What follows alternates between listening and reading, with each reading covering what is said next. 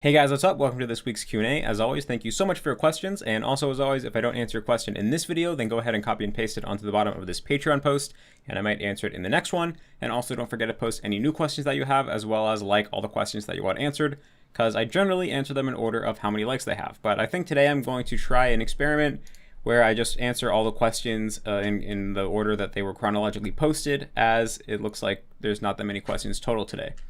So I'll take this as an opportunity to say, go ahead and ask any questions that you have, because it's very likely that I will be able to answer them in the next Q&A video.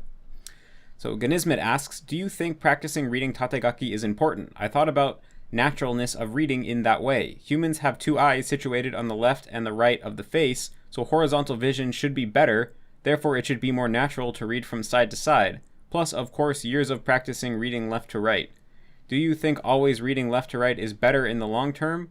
What are benefits of reading tategaki? So in Japanese, the word tategaki means text written vertically. It's when it is written vertically, then you read it from right to left. I can show you a picture of what it looks like, or not a picture, but I can show you an example of what it looks like here. You can see this is I'm trying to get it to focus. This is a normal Japanese book, and the text is written vertically. Now, traditionally, text in Japanese was always written vertically. I think same deal with Chinese.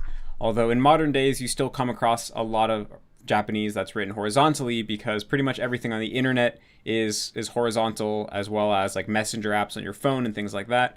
And so the modern day Japanese person spends a lot of time reading both horizontal and vertical text, and most Japanese people have no problem reading either way. Now, I believe in Taiwan, it's probably a similar deal to Japan. But I believe in mainland China that they don't really write vertically anymore. They kind of switched to writing all horizontally. But anyway, it sounds like this person has a kind of hypothesis that reading vertically is unnatural because we have two eyes which are located horizontally on our face. But I would say that I don't think this is probably the case, because although, yes, we have two different eyes, we don't have two different lines of vision.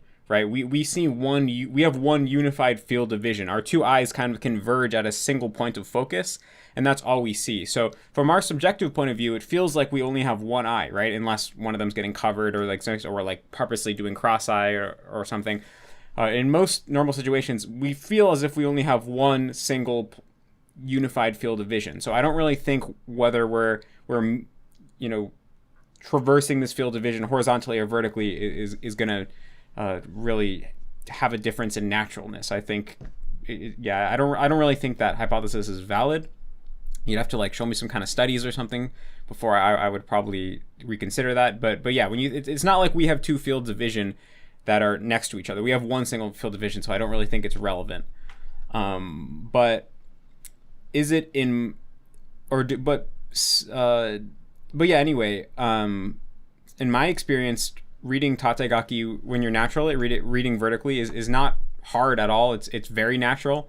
I've probably spent much more time actually reading vertical Japanese than horizontal Japanese, just because I've read a lot of books, and like I just said, almost every book is written vertically. There are some books that are written horizontally, particularly like things like math books, where there's a lot of formulas that would be awkward to try to write vertically. But like this, for the vast majority of books that I've read have been vertical, so I'm very used to it. It's very natural to me. I also feel that reading horizontally is just as natural as well. And personally, I don't feel like there's any difference subjectively in terms of how easy Japanese is to read, whether it's vertical or horizontal. Now, your question is, do you think practicing reading tategaki is important? I mean, if you care about being fluent in written Japanese, then I would say yes, because like I just mentioned, most like books are written vertically. So if you want to be able to read books, you have to be able to practice reading vertically. If you don't care about reading books at all, and you only care about, texting your friends or like reading the internet, then I guess you don't need to practice reading tategaki. But in my case, it was just I wanted to read books. Books are vertical, so I naturally got good at reading vertically. And if you spend some time with it, I think you'll find it's not very hard to get used to. And then you also asked, do you think reading right to left is better in the long term? No, like I just said, I don't really think there's much of a difference. I don't think one is necessarily harder than the other, and you want to be able to do both, probably because both are relevant to written Japanese, right? you don't want to only be stuck only reading one or the other. And then you also ask, what are the benefits of reading tategaki? The benefits of reading tategaki is that you can read books, because books are written in tategaki. So hopefully that answers your question. Joshua asks, I was wondering if you could talk a bit about the perceived importance of what someone is immersing with.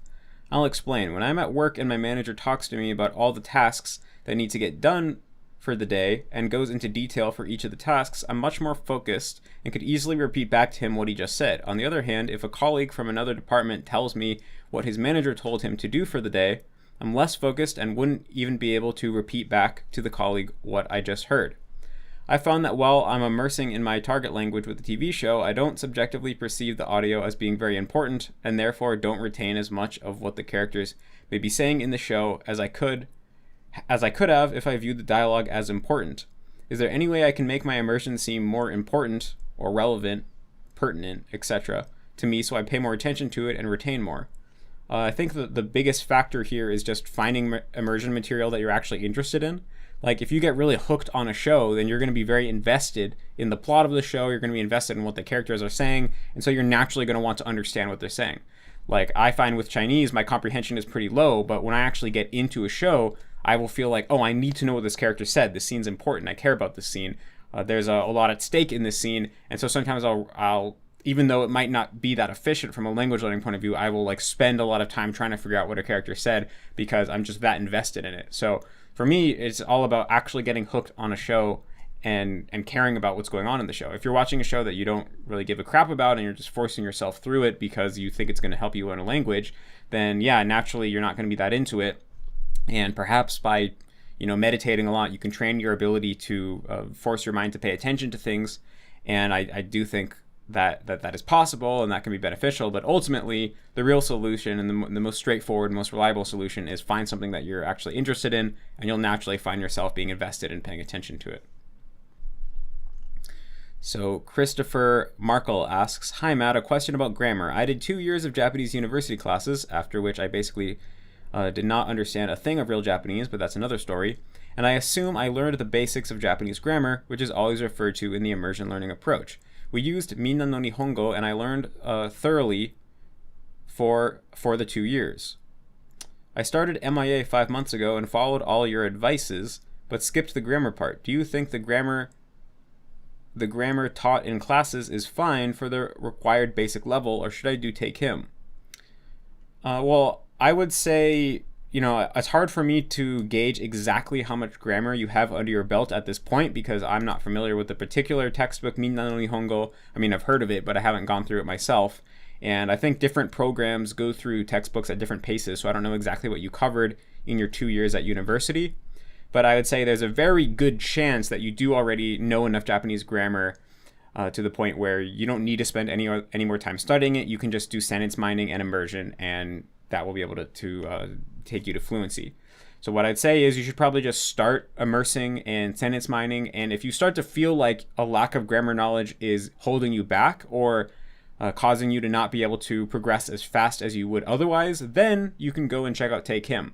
It's never too late. In fact, you don't have to necessarily do a whole read-through of Take Him from start to finish, but if you feel like there's a particular aspect of Japanese grammar that you consistently are confused about or kind of hung up on, then you can just go and Google specifically about that grammar point, trying to find some explanations, and it can help you out that way. That's kind of what I do for Chinese grammar. I never really stopped and read through a whole grammar book in Chinese. It's a little different in my case because Chinese has so much overlap with Japanese in terms of the characters and also Chinese grammar doesn't have a lot of conjugations or a lot of the other things that tend to make grammar more difficult. So that's why I was able to pretty much just jump straight into immersion from the beginning. So that I'll put that caveat out there. But still, for me, every once in a while, I'll kind of have this sense of like, oh man, this thing keeps popping up and I'm not quite sure exactly what it'll mean. So then I'll pull out my Chinese textbook that's written in Japanese, and I'll go to the index, I'll find the part of the book where that part is covered, and I'll just read through it once, and normally that will be enough to kind of help me figure out what that thing means and not be troubled by it anymore. So yeah, I would say that is the type of approach that's probably going to make the most sense for someone in your situation. Max Harris asks, My question is, how meticulous do you have to be when recording your timing for active immersion? For instance, I actively immerse on my lunch break at work for an hour, but if we're being specific, it's more like 57 or 58 minutes. Is there harm in rounding that up to an hour, or should I count minute by minute? Additionally, an anime episode is 23 minutes long, but I count one as 20 minutes after I cut out intro and credits. So what I'd say is, first of all, it's not required to track your immersion at all. I never tracked my immersion personally when I was learning Japanese, and I didn't really feel like that was that caused any problems for me. The way that I think about tracking immersion is it really helps some people, both in terms of motivation and accountability and being honest with themselves about how much they're actually doing. Whereas for other people, it can actually lead to them immersing less, and it can just be something that's kind of frustrating because of this particular problem that you're bringing up here, and also the problem of sometimes people feel like, okay, I'm tired right now, I'm not going to be able to like properly watch an hour, and so even if I watch an hour now, I couldn't log it, but in that case, I don't want to watch it at all, because what's the point of watching it if I'm not going to get any like points for it because I can't log it? Plus, then my log is not accurate anymore because I kind of watched something, but it's not on the log. So anyway, it can lead to these weird psychological traps where you kind of tie yourself in a knot and end up kind of overthinking things and doing less than you would otherwise. So I'd say it probably depends a lot on your personality type, whether tracking is going to benefit you or harm you. And for this reason, I would recommend everyone to at least try tracking for a period of time, like give it a really good shot for a month, and then decide whether you want to keep doing that because it's helpful to you, or whether it's not so helpful and you just want to drop it. But if you are tracking your immersion, then to answer your question, I mean, the other thing is you have to think about, why are you tracking your immersion? If you're tracking your immersion just for accountability and to get a sense for yourself of how much you're actually immersing, and compare yourself with your past self, then, having your log be right to the minute doesn't really matter, right? So yeah, you could watch 58 minutes of content and put 1 hour, no one cares. If you're logging everything for the sake of having like a detailed record of how many hours you've immersed, so that you can kind of turn your language learning experience into a case study and have like real data about it, so you can kind of try to like contribute your experience to the world of language learning and to Refold, and try to push the knowledge of the community forward, then it might be worth trying to really be meticulous about the minutes. Because if we're kind of talking about like for the sake of science, then those couple minutes that you round up or down, those could add up over time to be like pretty big, pretty significant, right? And then maybe the data wouldn't be accurate anymore. So I would say, it kind of depends on your goal. Are you doing it just for yourself and for your own like motivational purposes, or are you trying to do it for the sake of science, so to say? And also, if you are just doing it for your own motivational sake, then instead of recording minutes, you can also just record episodes or just like record the content that you watch. Like you could just say like, okay, I watched this show, and then also mark down like each episode was this many minutes long and I had this many episodes. And you could keep a log kind of that way. That might be a simpler way as well. And that way, every episode you could just write like, yep, I finished this episode, and you don't have to be dealing with as much math. So that is all I have to say for that. Noah asks, hey Matt, I started immersion learning for French back in October, and I've been making steady progress since. The problem is I'm still in French class in high school, which I feel is making my French worse due to my teacher's accent, early output, and inaccurate conclusions about how the language works. I can't really secretly read or anything because it's a very small class and my teacher has us work on output activities. Based on your experience, how could I make the best of my 40 minutes a day in the class? Is it better to just ignore the teacher's advice, or is there anything to gain from the class? I mean, my first thought is that no, there's probably not much you can gain from a traditional French high school class. I mean, as you know, and in Refold, we do recommend learning basic grammar and vocabulary, so I imagine you can pick that up in your French class.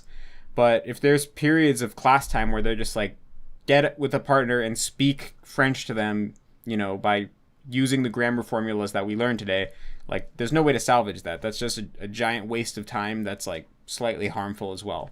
So I would say if there's a way to benefit from the grammar instruction and the vocabulary teaching, then definitely do that. Everything else probably is just going to be a waste of time that you just have to put up with. That's part of being in high school, I guess. And if you do a ton of immersion on your own outside of class, then I would say the negative side effects of the forced early output and hearing the teacher's bad accent and stuff will likely just be overwritten, and you won't really have that much to worry about. So Hayden asks, hey Matt, in your newsletter video, you mentioned you've been studying Chinese moderately for 8 months, and I was wondering if you could share some thoughts on how you feel about the Chinese language in general. Also, do you think studying Chinese has benefited your Japanese in any way? Yeah, I think the Chinese language is super cool, and my interest in the Chinese language itself as a language is the main reason that I'm studying Chinese. It's not that I'm particularly interested in Chinese culture or anything. I just mainly think the language itself is really cool, especially coming from Japanese. It's very internally consistent and in a way simple and straightforward, especially compared to Japanese that is just very messy because it's taken influence from different things so much throughout time. And it also just feels very like efficient. Like it conveys a lot of information in a very small amount of sounds or characters, depending on how you're putting it. Like, for example, the other day I was on an airplane, and there's like the safety sheet that they have in the seat in front of you where it says like, if the plane is about to crash, this is what you do. And then it has the instructions listed in every language. And Chinese is by far the shortest one. It's like all of the other ones were all the other languages had either 3 lines or 4 lines of text, and just Chinese had 2 lines of text because it can express so much information in such a small amount of space. And I think that's just so cool. And I also like how the way that ideas are expressed in Chinese are totally different than both English and Japanese. And so as I learn Chinese, I get this sense that I'm learning to think in a new way, and that is really satisfying and exciting. I also just think the language sounds cool. I mean, I kind of have this hypothesis that the longer you listen to a language, the more the way it sounds grows on you, regardless of how you thought about the language initially, until eventually you reach the point where the language doesn't sound like anything to you because you just understand it and it sounds like meaning. But I'm still at the midway point where, although I understand a decent amount of Chinese, it also sounds cool to me and I like the sound of it. So, yeah. And then the last thing I'll say is that coming from Chinese, learning Japanese is really satisfying because it makes you realize that Japanese is like 30 to 50% Chinese. Japanese is like this hybrid, like modern day Japanese is like this hybrid or almost like cyborg language that's made up of original Japanese and then Chinese. And so by learning Japanese, you end up learning a lot of Chinese. Like if you think about the Yochijukugo, the 4-character compounds, or just most of the kanji words and things like this, you end up learning a lot of Chinese, including Chinese grammar. Like one example I thought was really interesting is how, in Japanese, the kanji for hana ga hiraku is kaika, which has the order switch, right? In Japanese grammar, you would say hana ga hiraku, or like hana ga saku, a flower blossoms. But the kanji compound for it is kaika, which is literally like open flower instead of flower opens. And that's coming directly from Chinese grammar. So by importing kanji compounds into Japanese, a certain amount of Chinese grammar has been imported as well. So basically the message is that is just there's a lot of Chinese within Japanese, but then there's also a lot of other stuff that's not Chinese. So learning Chinese, it's like, oh, it's almost like I learned all these bits and pieces of the system through learning Japanese, but I couldn't really see the big picture of it or how they fit together. And then when I go and try to learn Chinese, it's like, oh, this is the big picture of all those bits and pieces that I learned through learning Japanese. And so seeing that big picture come together, this internally consistent logical system, it is really satisfying and really cool. And basically there's just lots of times where I read a Chinese sentence and I'm just like, that's cool. I like that. Just the way that idea is expressed is really cool. I like that. And do I think that studying Chinese has benefited my Japanese in any way? Maybe like in extremely minor ways where like my understanding of certain kanji have deepened. And so there was a word in Japanese maybe before where like I knew what it meant, but I didn't really know like why a certain kanji was used. Whereas now I can look at it and be like, oh, okay, I see, because this kanji in Chinese has this other nuance of this, and that's why it means, now it makes sense. So there's like a very, very minor benefit in terms of like understanding why certain kanji are used or like what certain kanji mean. but it's extremely minor. I would say it's largely negligible. So Justin asks, could you describe the subjective experience of reaching level 5 comprehension in a TV show? Is it still level 5 if there's the occasional word I don't know? How much fuzziness or missing nuance is considered acceptable? Related to this, I find it very hard to apply the levels of comprehension to the novels I'm reading. Since there will always be unknown words no matter what level you're at, what rate of unknown words would be considered level 5? I personally feel an unknown word every 500 words, one every 2 pages, feels like I've reached a new level of comprehension, but I'm curious to know what you think. Yeah, so I think a lot of people are kind of wondering about this. And what I would say is that, first of all, in reality, there aren't actually levels like to comprehension. Like if you just have a spectrum of comprehension and one end is 0 and the other end is like you understand everything completely perfectly, like what we call level 6 comprehension, the entire thing is a spectrum, right? You could be at like comprehension 2.1, 2.2, 2.3, 2.4, and like all these things. So it's kind of arbitrary to say, okay, we're going to take this entire infinite spectrum of comprehension and break it down into 6 levels, right? That's we could have broke it down into 7 or 8 or 9 or 3 or 4. So ultimately, it's kind of arbitrary. We chose 6 levels because we thought that gave the right balance of basically being able to describe, like basically there's just the trade-off of like the more levels that you have, then in a way the more accurate and nuanced the model is, but then also the harder the model is to use. Because if there was like 30 different levels, then it would be really hard to determine what level you're at. You're like, oh, am I like 30 or 31 or like am I 28, 29? You know, it would make the model less practical because it'd be too complicated, right? That's with any model, right? There's always a trade-off between having the model be like accurate and having the model be pragmatically useful to use. And so we chose 6 because we thought that was the ideal balance so far from what we you know, based on our brainstorming sessions about this thing, in terms of letting you have an accurate sense of like where you are in the language learning process, but also being pretty easy to use because 6 is, you know, you can keep track of all 6 of the levels pretty easily. But ultimately, you know, it's just a kind of line in the sand that we drew. So you don't have to get too freaked out about like, am I fully at 5 yet? Or am I at like 4.9 or am I at 5.1? You know, ultimately it doesn't matter that much because this whole thing is just made up anyway. Like at the end of the day, you got to keep that in mind. It's might be more helpful to think like, what is the purpose of having this level of comprehension? Because in the various stages of refold, we have certain levels, like move on to stage 2B when you have this level of comprehension, move on to stage 3 when you have this level of comprehension. And there's a reason behind that, right? Like when we're talking about stage 3, that's when you're going to start outputting. And so, well, really you start outputting at stage 3. So is your comprehension good enough where you could communicate with another person? Like, have you acquired enough so that you're going to be able to start speaking the language in a natural way without like thinking in your native language and translating stuff? So if you ask yourself the question like, okay, Refold says I need like level 4 comprehension or whatever it is, why is it saying that I need that? That might help you get a better sense of whether you're really there or not, because ultimately the number is just a number, and that's not what's important. It's the thing behind the number. So I think maybe thinking about it in that way might help people hold this whole thing a little more loosely and not get so caught up on the nitty-gritty of it. But the other thing is that I was actually talking with Ethan the other day about potentially adding another level in between the current stage 5 or in between the current stage 4 and the current stage 5, I think.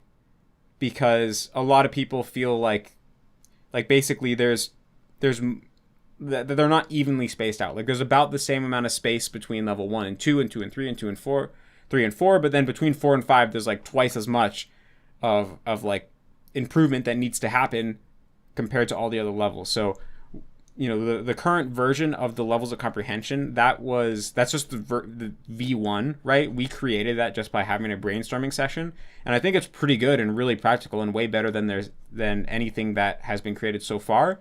But it's definitely not perfect, so we're going to have to keep upgrading the model and fixing the problems with it. And we can only really know what the problems are by people, you know, reporting their experience. So Yeah, I just want to say anyone out there who feels like, am I at level 5 or not? That kind of sticking point in particular, that might be that yeah, the model needs tweaking a little bit. So level 5 is like too hard compared to all the other levels at the current point in time. That's definitely possible. But yeah, I mean, in terms of trying to describe level 5, I mean, even in your native language, you still come across words you don't know. So definitely there's going to be words that you don't know.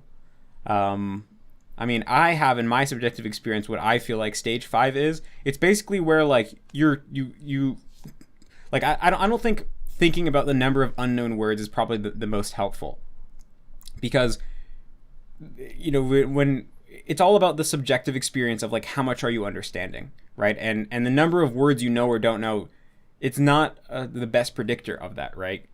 It's more like a feeling of comfort and a feeling of clarity. That's what I would focus on. For level 5, for me, that's level 5 is when you pretty much understand everything. It's just it takes a little more effort, and it's not quite as crystal clear as it would be if it was your native language and it was level 6. Like for me in Japanese, there's a lot of domains where I would say I'm at level 5, and it's basically like, yeah, I understand enough where like without a dictionary or anything, I could easily translate everything that I'm hearing into English and create a very accurate translation. I feel like I'm getting everything that is there for the most part.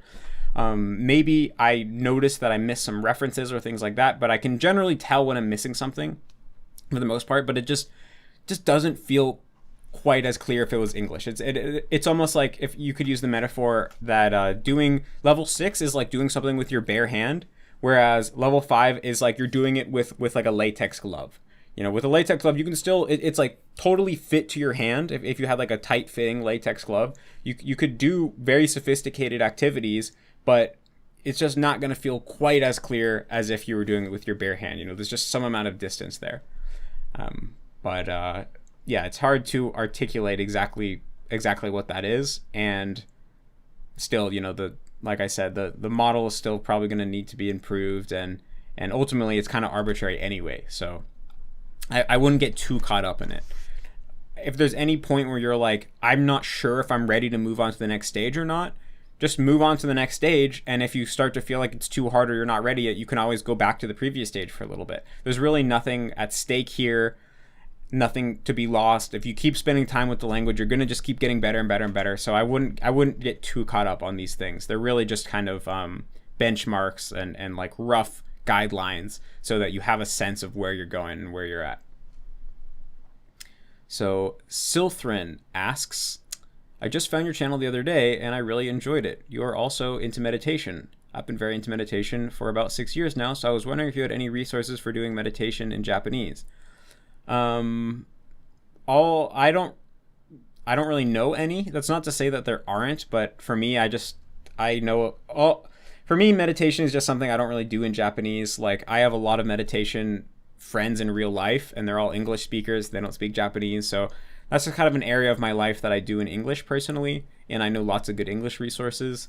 I do use the app, what's it called? I just forgot. Insight Timer. Yeah, I use this app called Insight Timer, and there are a lot of free guided meditations there, and I know there are a lot of Japanese guided meditations there, but I can't really speak to the quality of it because I've never really tried them out myself. So Katie Woodhams asks, any tips for staying alert while immersing? I often find myself getting really sleepy. My target language doesn't have a wide range of content, so I can't just find more stimulating content. I mean, take more naps. That could be one. Try immersing while standing up, or maybe even while walking. Like, maybe try to get like a treadmill or an elliptical or like a stationary bike and immerse on content while you're at the stationary bike. It's kind of hard to get tired when you're like physically moving, you know? Let me see. Anything else? I mean, you know, you can look up like different eating schedules that for like falling asleep. Like, a lot of people say that if they go keto, they go on a ketogenic diet that gives them a lot more energy. So you can look for kind of dietary things to help you stay more alert if in general you're having trouble with energy. But yeah, I mean, I'd say probably when it comes to staying alert while immersing, like you mentioned, finding more stimulating content isn't an option in general, that would be my go-to answer. But in that case, I don't really think there's anything specific to language learning. All the answers are going to be the same as just like, how do I stay alert while doing X? So I imagine if you kind of Googled or went on Reddit and read people's personal stories of what worked for them, that might give you some good ideas. Okay, so Daniel Pugetta asks, hey Matt, I wanted to ask for your advice on forced early output from taking Japanese classes at university. Unfortunately, my major has a foreign language requirement that requires me to take 4 semesters worth of classes. Goes up to Tobita level. Don't know what that is. There is an option to test out of those classes, but since I'm just starting Refold, I don't have a realistic chance of passing. My intention was to wait until I become fluent or at least around the Tobita level before taking the exam, but my college counselor is forcing me to take these classes, which really sucks. I remember you said you took the highest of Japanese at your university, so I'm sure you know how heavily output/production is forced onto students. I'm currently taking the first semester class, and the schedule is 5 days a week, 1 hour every day. This will be the same for all future classes. Luckily, because this semester is online, I've been able to ignore my classmates speaking and limit my own output as much as possible. However, next semester, my university is planning to bring back in-person instruction, so I won't have that option anymore. I want to try and preserve my accent as much as possible, but I feel that listening to other people learning Japanese for 5 hours every week will ultimately affect my pronunciation in some way. There's not really much I can think of to avoid output/bad input, but I wanted to ask if you have any tips since you went through this process yourself, although you were already fluent when you were taking classes. I mean, the biggest thing is just get tons of high quality input. Like if you get, let's say, let me pull up my calculator. Let's say you're able to get, just hypothetically, 5 hours every day of high quality input. That's 35 hours a week. So if you have 35 hours a week of good input and then 5 hours a week of bad input, then overall you're probably going to be fine because the vast majority of your input will be high quality input. It'll just kind of overwhelm the bad quality input. So that would be the biggest thing that I'd say. I mean, yeah, it's not ideal. Yeah, it might have some negative effect, but first of all, it sounds like there's nothing you can do, so you kind of just got to deal with it. And second of all, I think if you get tons of high quality input, you'll be able to largely reduce the negative effects. For me, I never really worried about it because, as you mentioned, I was already fluent in Japanese by the time that I was at college. And also, at least for me, the teacher was like, but the Japanese classes that I took when I was at college, like you mentioned, I tested into the highest level. They were all in Japanese. So the teacher was a Japanese woman who was speaking to us in Japanese and we spoke back in Japanese. There was no English instruction at all. And the teacher was a native speaker of Japanese. So at least all the input from her was high quality and didn't have any problems. I did have to listen to my classmates speak, and a lot of them did suck and have bad accents.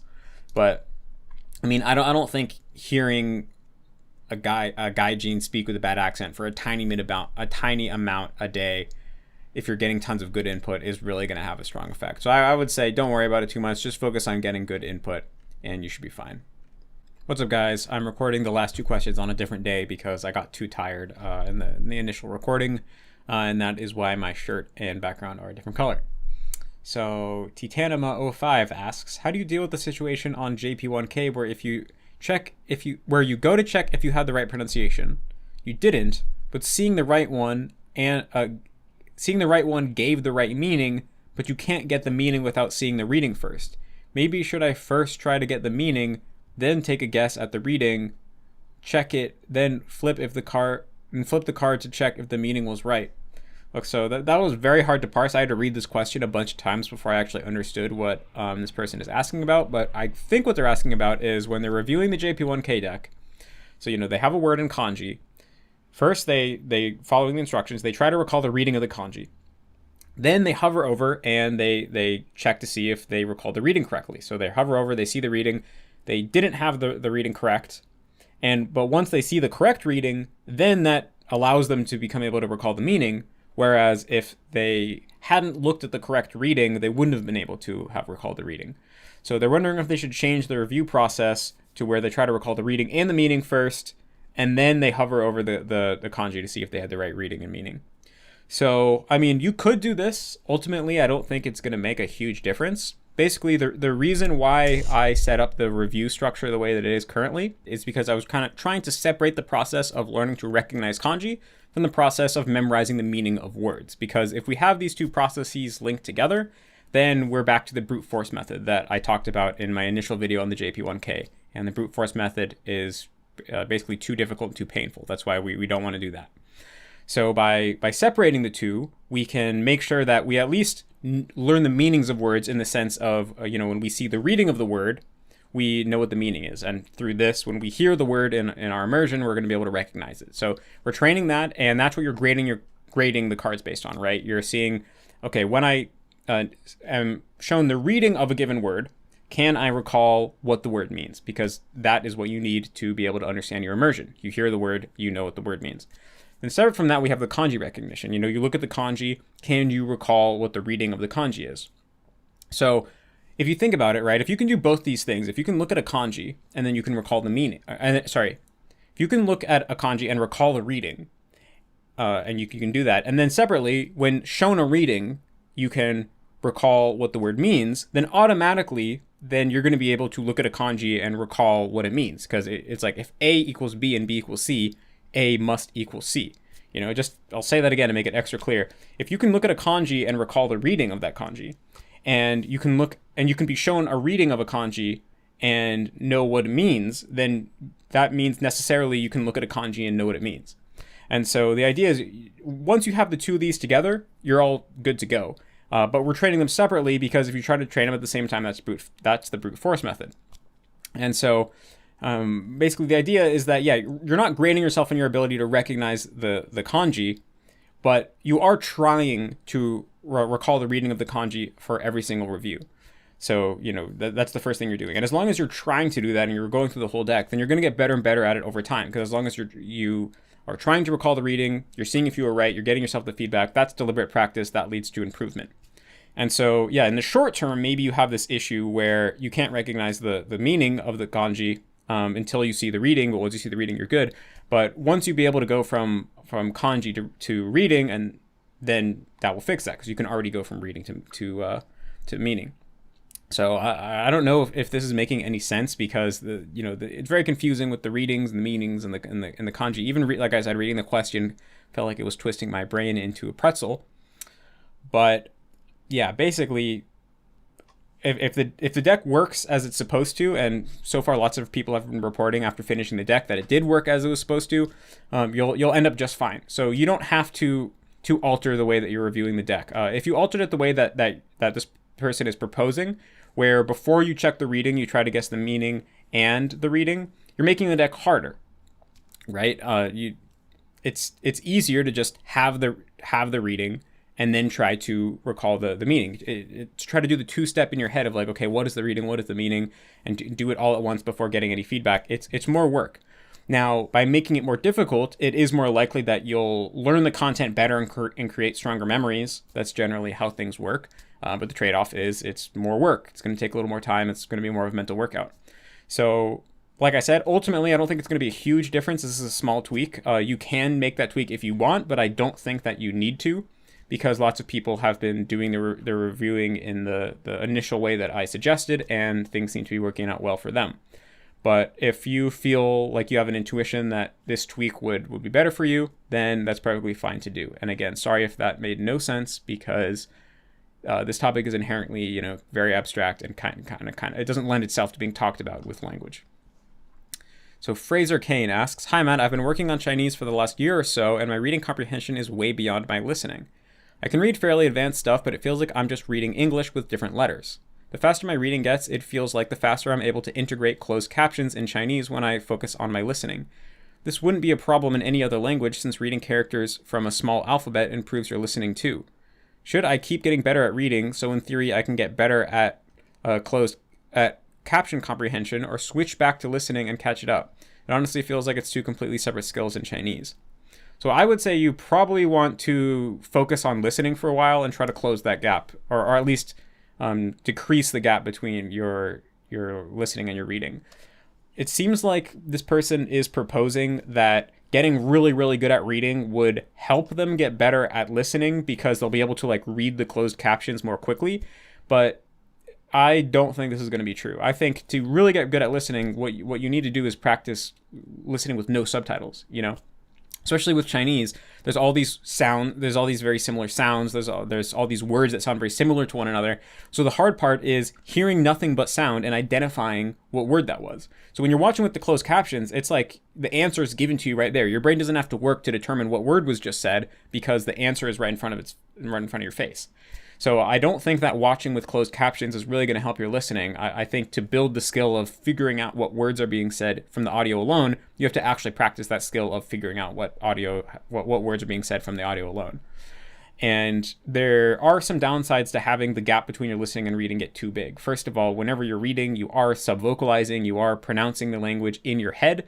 And if you don't have strong listening skills, you don't have the ability to perceive what the language really sounds like. And therefore, you are likely mispronouncing the language in your head, which is going to create bad pronunciation habits.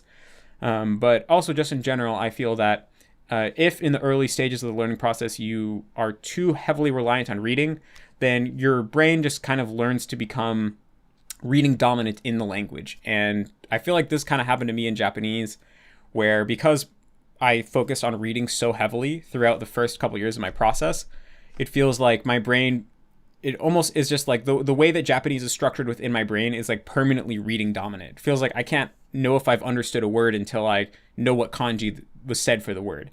And I think when your brain is reading dominant, that makes it harder to have really excellent pronunciation later on down the line. Of course, nothing's impossible, but I just think it makes it harder down the line. So I think the ideal is that when you learn a language, basically, I do think that the way you learn a language, the order that you develop various skills in a language does affect the way that the language ends up being formatted within your brain in the long term. In the same way that, you know, if you built a skyscraper, you can't just decide you want to change what's on the third floor, right? You can't just say, I'm going to build a new floor between the third floor and the fourth floor. Right? That's not how it works. The order that you build the floors is kind of permanent in a way without knocking down the whole thing.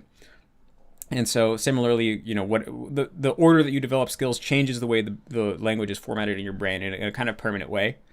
And ideally, the language would be formatted in your brain the same way that it's formatted in native speakers' brains. And that is very listening dominant because native speakers they become fluent in the spoken language before they ever learn how to read. And so, yeah, when you become reading dominant, basically the category that your brain processes the languages through in terms of like what sounds exist, you know, what sounds are words made up of, they end up being based on the written language. So like in Chinese, you probably know pinyin or maybe bopomofo if you're learning Taiwanese Mandarin. And so your brain like processes Chinese through pinyin in a way, whereas a native speaker's brain doesn't process the language through pinyin. It just processes it through pure sound in a way. And I think there are subtle differences, especially when it comes to like connected speech and the way that sounds subtly shift when they're next to other sounds and things like that.